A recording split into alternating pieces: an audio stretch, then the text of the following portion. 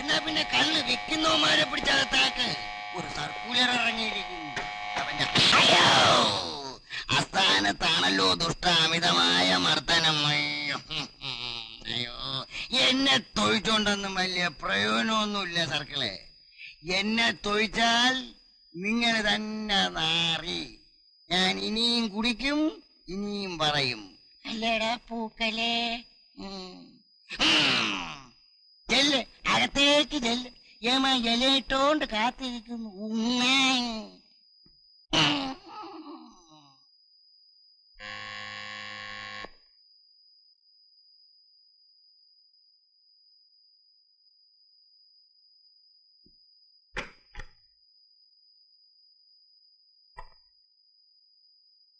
സാറേ, ഞാനാ കൃഷ്ണൻകുട്ടി. കൃഷ്ണൻകുട്ടിയോ? എന്താ അവിടെ ഒളിച്ചിരിക്കുന്നത്? പിന്നെ സാറ് ഡോറ് തുറന്നിട്ട് എനിക്ക് അന്ന് അയാളുടെ പ്രസംഗം കേട്ടപ്പോഴേ തോന്നിയതാ ആളത്ര പന്തിയല്ലെന്ന്. അയാളാണ് സാർ ഈ കുഴപ്പമെല്ലാം ഉണ്ടാക്കിയത്. എന്റെ കയ്യിലിരുന്ന കാശും പോയി, ആൾക്കാരുടെ മുമ്പിൽ ഇറങ്ങി നടക്കാൻ വയ്യാതെയായി. ഇനി എനിക്കൊന്ന് രക്ഷപ്പെട്ടേ പറ്റൂ. ഞാൻ എന്ത് പണി ചെയ്യാനും തയ്യാറാണ് സാർ. സാർ എനിക്കൊരു ജോലി വാങ്ങിച്ചു തരണം.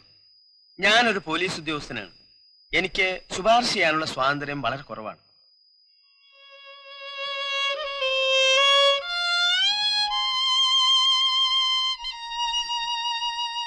കൃഷ്ണൻകുട്ടിക്ക് ഒരു പത്രത്തിൽ ജോലി ചെയ്യാമോ?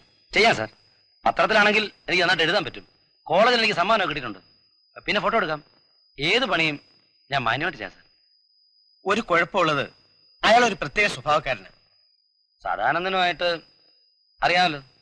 ഇത്രയും കാലം സഹകരിച്ചു പോകാന്നുണ്ടെങ്കിൽ പിന്നെ ആരുമായിട്ടും സഹകരിച്ചു പോകാൻ എനിക്ക് ബുദ്ധിമുട്ടില്ല സാർ. ശരി, ഞാനൊരു എഴുത്തുതരാം.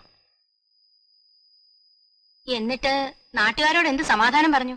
കൊള്ളാം, നമ്മുടെ നാട്ടുകാരല്ലേ. ഫോട്ടോ എടുത്ത് തിരിയുന്നതിന് മുമ്പ് അവർക്ക് കോപ്പി കിട്ടണം.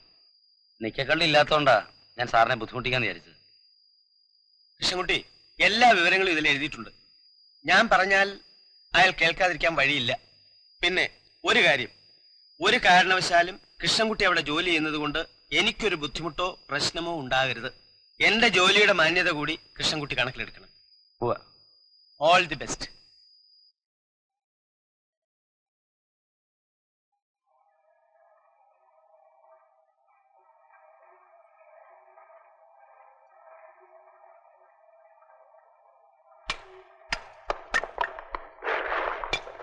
എന്താ തന്റെ യോഗ്യത? ഞാൻ BSc ബോട്ടണി. അതുകളാ, എനിക്ക് എന്ത് ചെയ്യാൻ അറിയാം. ഞാൻ എന്ത് വേണമെങ്കിലും ചെയ്യാം സാർ.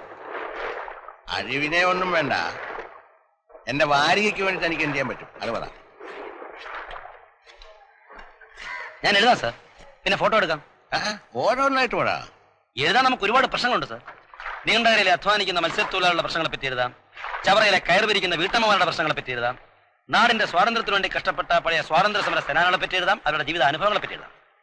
കാണാനെ വഴിയാതരാക്കാൻ വേണ്ടി തന്നെ ഇറങ്ങിയിരിക്കുക അല്ലേ? ഈ പറഞ്ഞതൊക്കെ ആർക്ക് വേണോടൂ? വായനക്കാരന് വേണ്ട കൊടുക്കുന്നവരെ എനിക്ക് ആവശ്യം. അത് ചെയ്യാൻ തനിക്ക് സാധിക്കുമോ? എന്താ വേണ്ടെന്ന് സാർ പറഞ്ഞാട്ടെ. കൊലപാതകം വശമുണ്ടോ? ഇതുവരെ ആരെയും കൊല്ലേണ്ടി വന്നിട്ടില്ല. കൊല്ലണമെന്നല്ല ഈ പറഞ്ഞത്. നാട്ടിൽ സംശയാസ്പദമായി ആര് മരിച്ചാലും അത് കൊലപാതകമാക്കി മാറ്റാനുള്ള കഴിവുണ്ടാകണം.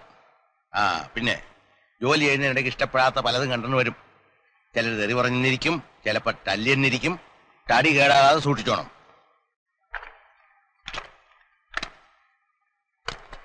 ഞാൻ കോരിത്തരാം സാർ.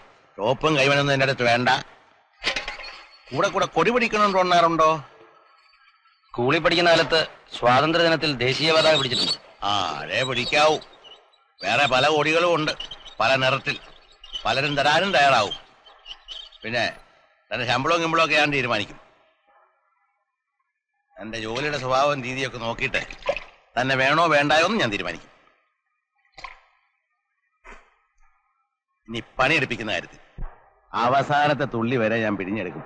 പ്രയാസം തോന്നരുത്. എന്റെ കഴിവിന്റെ അങ്ങേയറ്റം സാറിന്റെ സംതൃപ്തിക്ക് വേണ്ടി അഹോരാത്രം ആത്മാർത്ഥമായി പണിയെടുക്കാൻ ഞാൻ തയ്യാറാണ് സാർ. കൂടുതൽ സംസാരമൊന്നും വേണ്ട, ഓഫീസിലോട്ടിയല്ലേ. അവിടെ നിന്ന് ഒന്ന് പിടിച്ചേ. ഈ സ്ഥാപനം എന്ന് പറയുന്നത് നിങ്ങളുടെ സ്ഥാപനമാണ്.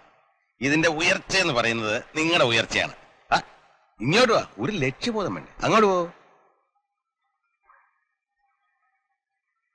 ഹലോ, മിന്നൽ വാരിയ. നിങ്ങൾ അങ്ങനെ പറഞ്ഞാൽ പറ്റത്തില്ല. 50 വാരിയെ കുറഞ്ഞ് ഞങ്ങൾ ഏജൻസി തരത്തില്ല. അങ്ങനെയാണെങ്കിൽ നിങ്ങളുടെ ഏജൻസി കട്ട് ചെയ്യും. നിങ്ങൾ വാരിയ മാത്രം വിറ്റാ പോരാ, ആ ഏരിയയിലേക്ക് എണ്ണ പോകുന്നില്ലല്ലോ. എണ്ണ പോയാലേ വാരിയ ഇറങ്ങും. MA പാസ്സായവനാ ഞാനും കുറെ എണ്ണ ചുമന്നതാ. എഴുതാൻ വന്ന എന്നെ കൊണ്ട് നിങ്ങൾ കൊപ്രക്കളത്തിലെ കണക്ക് വെച്ചിട്ടില്ലേ? ഒരു 200 രൂപ അത്യാവശ്യത്തിന്റെ പേരിൽ അഡ്വാൻസ് ചോദിക്കുന്നത്. നിങ്ങൾക്ക് തരാൻ പാടില്ലേ? ചുമ്മാ വല്ല മാനേരെന്ന് പറഞ്ഞ് നിങ്ങൾ ഇരിക്കേണ്ടി വന്നത്. എല്ലാം ശരിയാ, പക്ഷേ ഇതൊന്നും തീരുമാനിക്കുന്നത് ഞാനില്ല, ആദ്യം സകലയ്ക്ക് അറിയാമല്ലോ. എണ്ണയുടെ വില ശൂന്ന താഴോട്ട് പോയത്. ഓ, രാവിലെ എന്നെ മാനേരിൽ മുതലാളിയുടെ പ്രേതം കയറിയല്ലോ. ഈ സ്ഥാപനം എന്ന് പറയുന്നത് നിങ്ങളുടെ സ്ഥാപനമാണ്. ഇതിന്റെ ഉയർച്ച എന്ന് പറയുന്നത് നിങ്ങളുടെ ഉയർച്ചയാണ്. നിങ്ങൾക്ക് വേണമെങ്കിൽ സഹകരിക്കാം, അല്ലെങ്കിൽ പിരിഞ്ഞു പോവാം. ഇന്നത്തെ ചുറ്റുപാടിൽ എനിക്കിതേ ചെയ്യാൻ പറ്റും. എന്നെ സംബന്ധിച്ചിടത്തോളം അവിടുന്ന് അദ്ദേഹം പറയുന്നതാണ് മുഖ്യം. ആരോ വരുന്നുണ്ട്, ഉണ്ടാണ്ടിരിക്കും.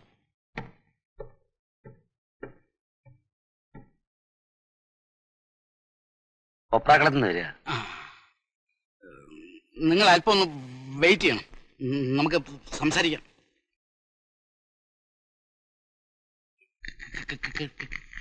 കൃഷ്ണൻകുട്ടി മുതലാളി വിളിച്ചിരുന്നു. മുതലാളി എല്ലാം പറഞ്ഞിരിക്കുമല്ലോ. എങ്കിലും മാനേരെന്നുള്ള നിലയിൽ ഞാൻ പറയുകയാണ്, ഈ സ്ഥാപനം എന്ന് പറയുന്നത് നിങ്ങളുടെയും സ്ഥാപനമാണ്. ഇതിന്റെ ഉയർച്ച എന്ന് പറയുന്നത് നിങ്ങളുടെയും ഉയർച്ചയാണ്. പണമിടപാടൊക്കെ മാഡമാണ്. വന്നാട്ടെ.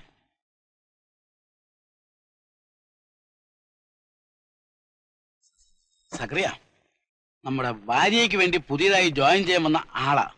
പേര് കൃഷ്ണൻ. വാരികയിൽ എന്തെങ്കിലും എഴുതുന്നതിന് മുമ്പ് എണ്ണയുടെ കമ്പോള നിലവാരം കൂടെ പഠിച്ചിരിക്കുന്നത് നല്ലതാ. സക്രിയ ഇങ്ങനെ പലതും പറയും, വലിയ തമാശക്കാരനാ. ചെന്നാട്ടെ. എല്ലാവർക്കും വാരിക്കോരി കൊടുക്കണമെന്നാണ് എന്റെ ആഗ്രഹം. ഞാൻ പറഞ്ഞാൽ അദ്ദേഹം എല്ലാം കേൾക്കുമെന്ന് പറയുന്നത് ശരിയായിരിക്കാം. അങ്ങനെയുള്ളപ്പോൾ ഞാൻ ആ സ്വാതന്ത്ര്യം ദുരുപയോഗപ്പെടുത്തുന്നത് ശരിയല്ലല്ലോ. ഇക്കാര്യം അദ്ദേഹത്തോട് പറയാൻ എനിക്ക് ബുദ്ധിമുട്ടുണ്ട്.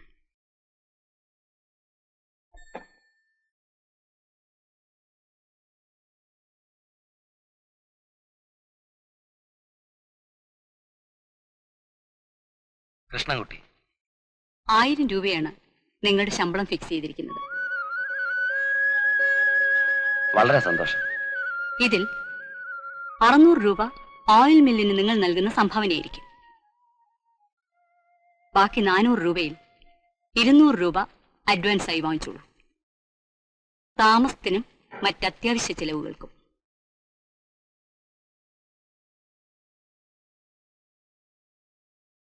നിൽക്കൂ, ഒരു നിമിഷം. ഈ സ്ഥാപനം എന്ന് പറയുന്നത് നിങ്ങളുടെ സ്ഥാപനമാണ്. ഇതിന്റെ ഉയർച്ച എന്ന് പറയുന്നത് നിങ്ങളുടെ ഉയർച്ചയാണ്.